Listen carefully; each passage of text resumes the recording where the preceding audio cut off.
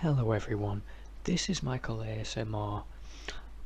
I like philosophy, and so I thought, seeing as I'm doing ASMR these days, why not also speak about some issues that I care about?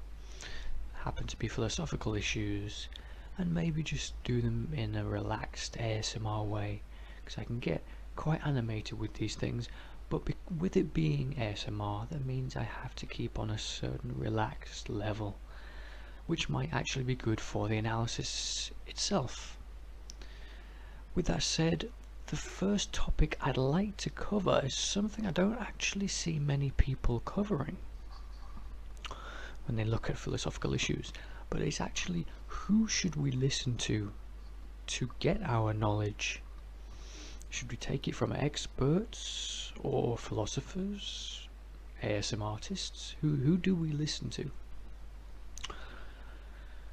First and foremost, we think we get our knowledge from older people when we're young, from such experts with people with letters before or after their names, and from such people we derive so much of our knowledge and wisdom.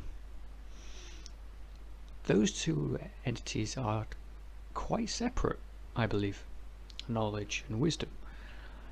Knowledge, of course, doesn't come from children, doesn't come from younger people. It does come from an endless amount of experiments that we have, either formal scientific experiments or just living our lives and the experience that we get from it, and hopefully here or there learning from history, even though the conditions certainly do change.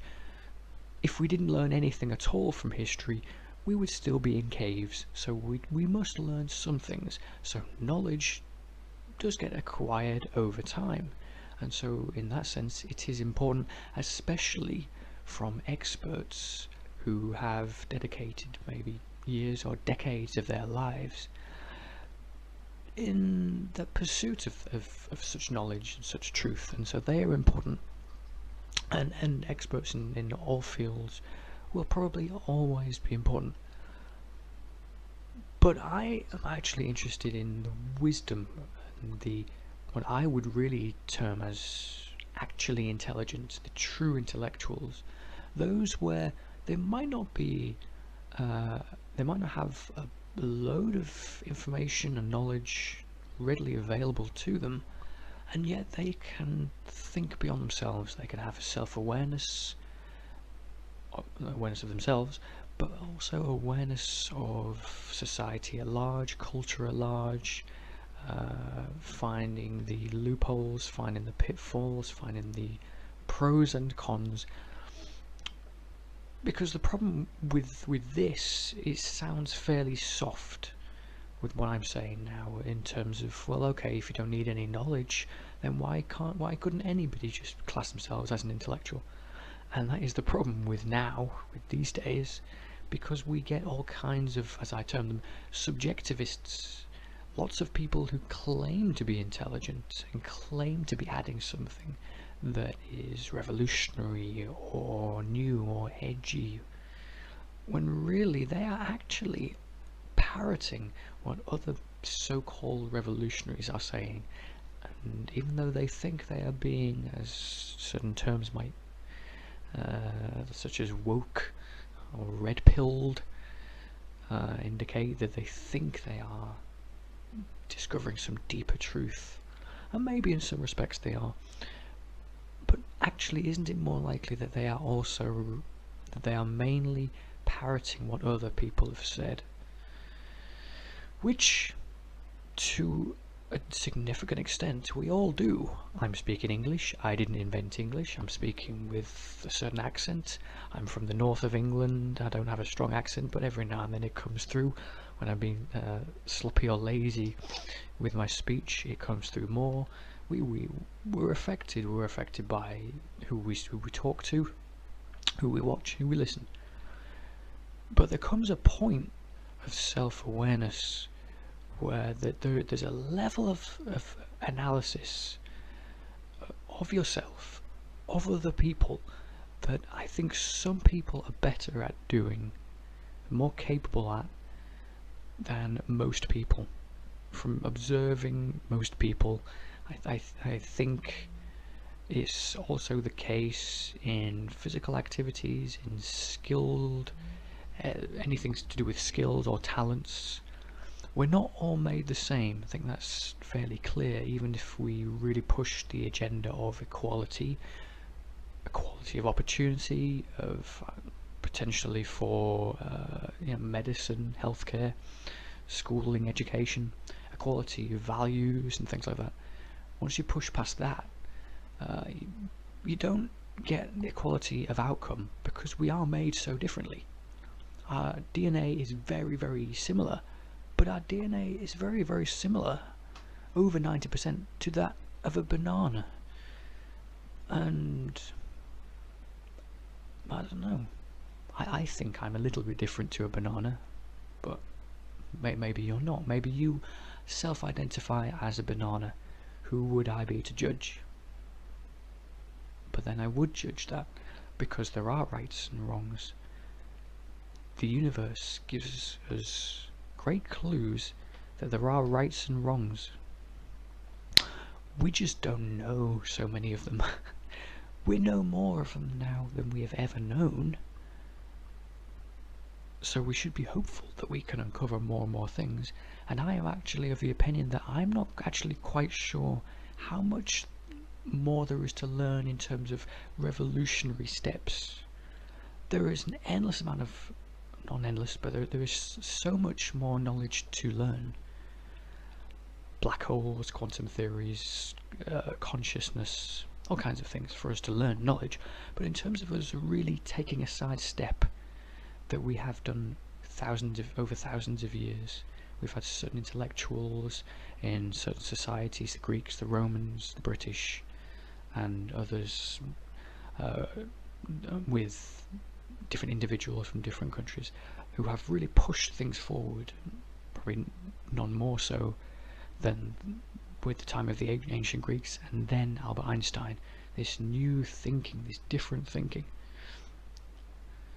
that most people don't really get close to. We think we are pushing outside the boundaries, but again, we are mainly echoing, parroting, shadowing, spouting the same stuff that we hear from other people, rebranded and repackaged with our own style, our own experience, our own accents, our own educations, repackages something we've already heard, and then puts it out there as if we are the new ones. And so with that said, and I'm not saying that I am free of that, I think every intellectual, every aware person inevitably does that through most of their life. But I think there might be a point, there is at least the potential that, such as a talented footballer, there is the potential for some people to move beyond what most people can do. There's a certain level of awareness combined with certain life experiences. As it's always, nature plus nurture. If you have a fantastic intellectual or a really talented singer, if they are brought up among wolves only, they're not probably going to be the greatest singer or intellectual in the world. You do need a certain amount of nurturing, probably to a great extent, that nurturing. But what we can hope to achieve with the nurturing is to not take out your talent as much as possible, which I think is what the private schools look to do, which is why they produce results so well, along with them having connections, is that they try to open up the talents for people. You get general education in regular schools, state schools. I went to a grammar school, but it wasn't requiring any amazing results to get into. But there is a level of opening up the mind that I think is important, to then find out who can think well and who mainly thinks down lines that have been set out for them already. What talents do you have available to you? And I think it might count as a talent for self-awareness, whether it's just located in one part of your brain, such as a talent seems to be, or it's more generally including the whole of your brain. Whatever you do does include the whole of your brain, but talents and skills tend to be located in certain parts of your brain that are more developed than most people's. In terms of analysis, I would think the indications are there for most people that it is more towards being a talent, because again, once you've opened things up for people and you have all these people who have nice accents, they have all the manners in the world, what then separates them? What separates that person's logic from someone else's? Maybe it is just luck, but maybe it is also an extra level of awareness, and maybe even an extra level of consciousness that their brain can analyze just that bit better, which the likes of a Socrates, of a Newton, of an Albert Einstein demonstrated. Einstein's brain was physically larger than the average brain. Size isn't everything, not with brains, but I would be surprised if that had nothing to do with the level of awareness. So with that said, that level of wisdom that most people can't get to, in the same way that I can't sing as well as the top singers can, I could practice all my life 10 hours a day and I will never get to their level of singing prowess. People can be thinking and thinking and thinking and working all their academic lives on issues, on narrow issues that make themselves experts. They've passed all the exams, they've achieved everything they can in their careers, and they can be working on the same stuff as an Einstein, and yet they don't get to that same level of breakthrough. And again, it might be, as I suspect, that it's harder now than ever before to truly revolutionize things, and that's an aspect. But I also strongly suspect that it's because they don't have his level of talent, his level, when we're speaking on that level of genius, which is also why, a great indication that this is true, why we get prodigal children. Their talent is there before practice. Practice refines it. It refines it for all of us. It strengthens the connections in your brain and builds new connections.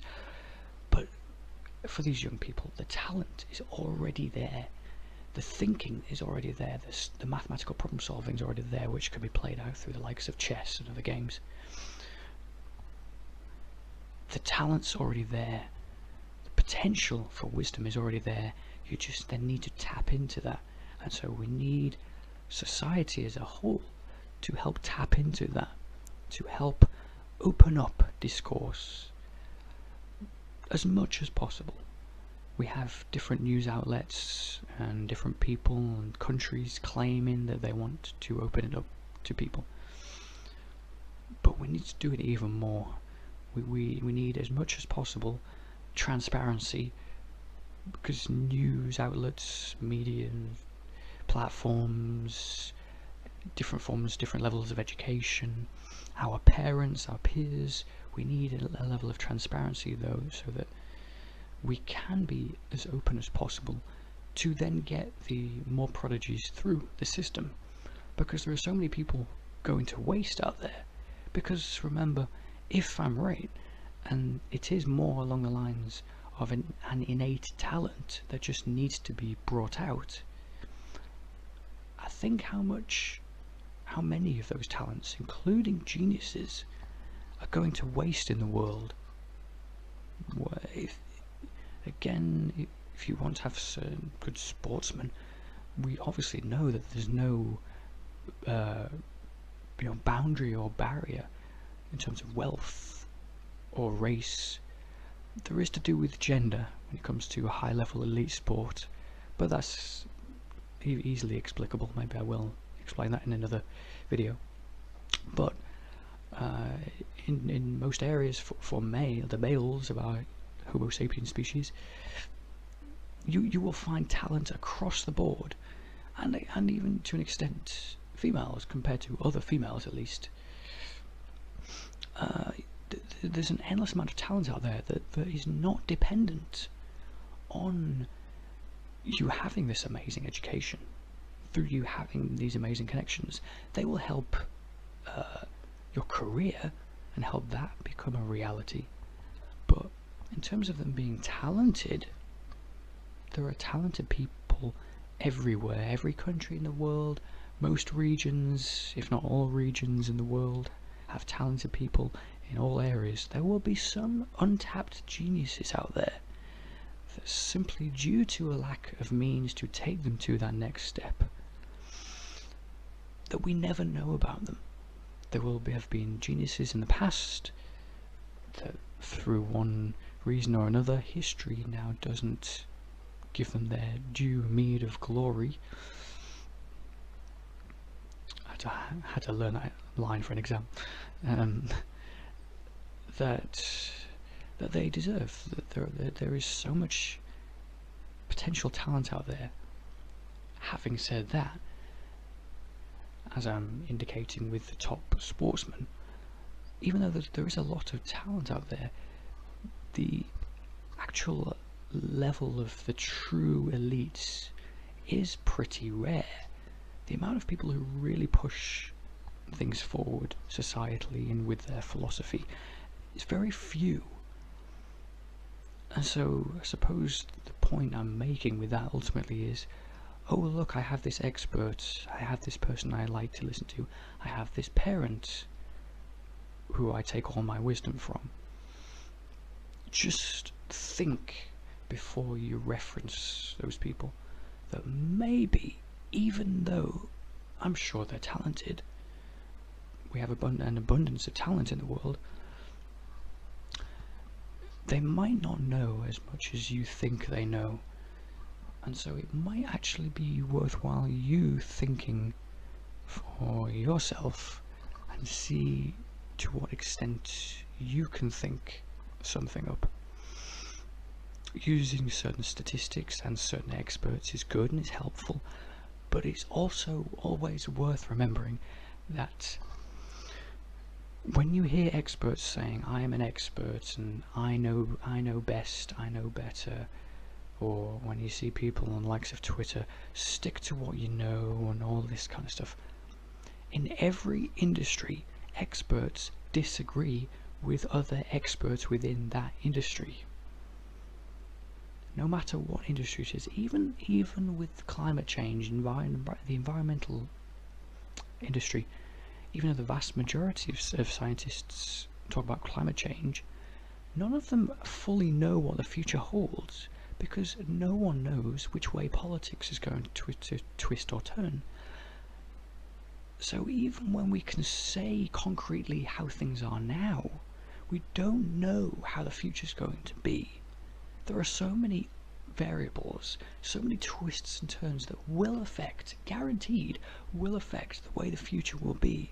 So anyone who says that they know about the future, hey, I'm an expert and all these other experts can tell you about the future.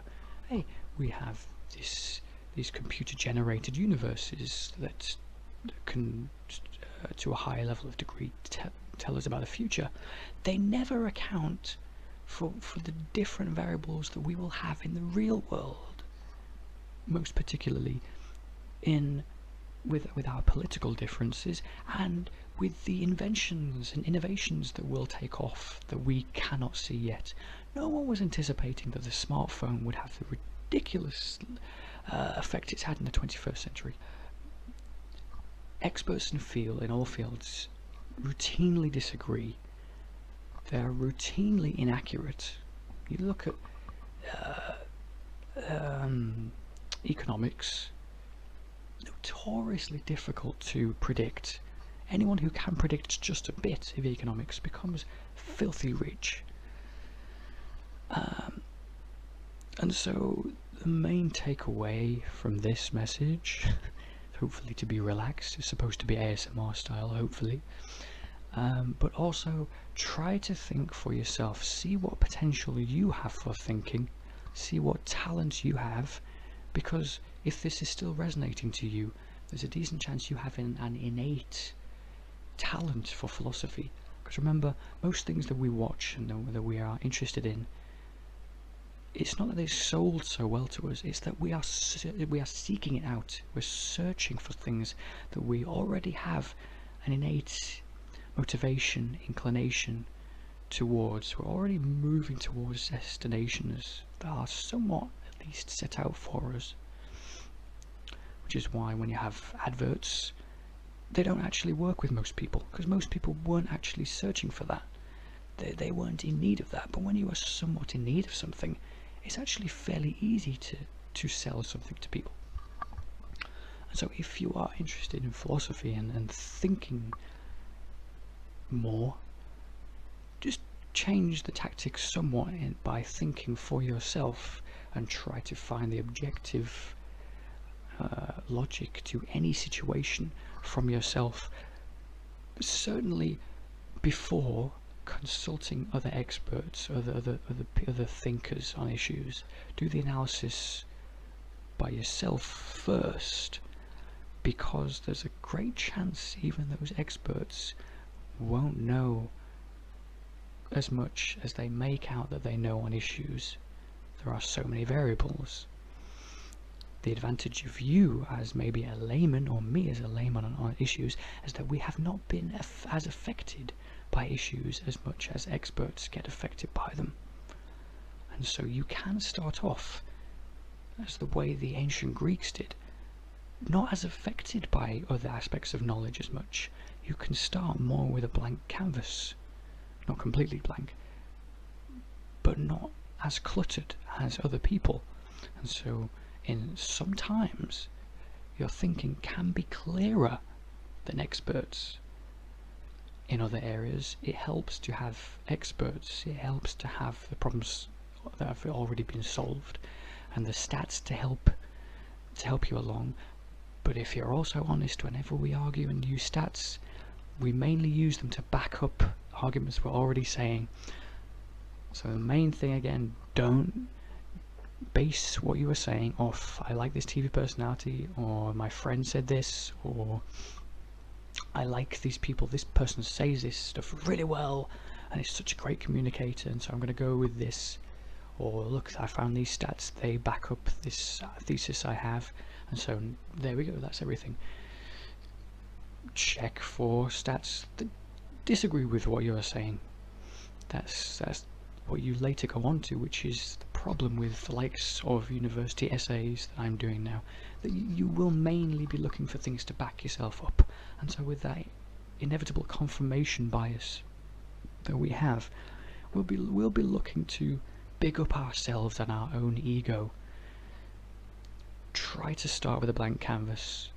Try to start free from outside influences, which doesn't mean come up with any crazy conclusion that you like, because once you have come up with conclusions to issues, then search out, then see what others have to say, and then once they've said their piece, once you've found out some stats and things, then look back into yourself and think,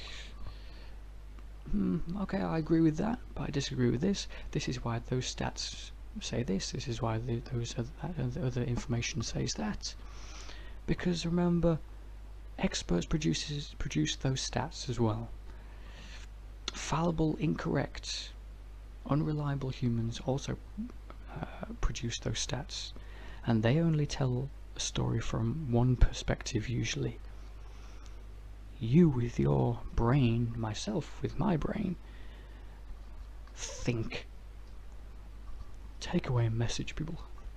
Think for yourself, and if you have that innate talent, that motivation, and you are free from outside influences as much as possible, who knows, you might get to a level of a Greek philosopher who has not been as affected by everybody else as much you are more a subject to objective reasoning than any political or social ideology that might have mainly been imposed on you. Anyway, a first little philosophical talk. Hopefully you've enjoyed it. Hopefully you're relaxed. Maybe you're neither. Maybe you're using your free thinking to say, I disagree with Michael ASMR.